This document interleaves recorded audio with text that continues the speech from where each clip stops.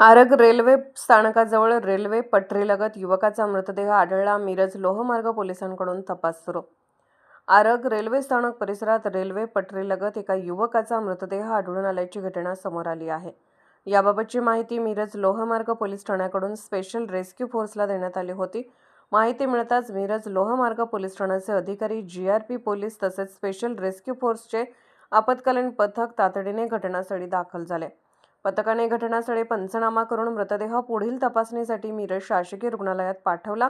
मृत युवकाचे नाव महेश नरसिंह श्रीमंगले, वय 25, राहणार लातूर शिरूर असे असून संबंधित नातेवाईकांना घटनेची माहिती देण्यात आली आहे.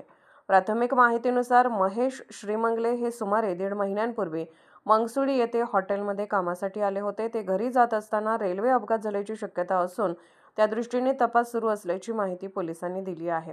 दरम्यान या कार्यवाहीत महादेव ॲम्ब्युलन्स सर्व्हिस तसेच स्पेशल रेस्क्यू फोर्सचे कमांडर कैलास वडार, महादेव वनखंडे, सागर जाधव, अमीर नादाब, आकाश कोलप, कृष्णा हेगडे यांनी सहभाग घेतला. या घटनेचा पुढील तपास मिरज लोहमार्ग पोलीस करत आहेत.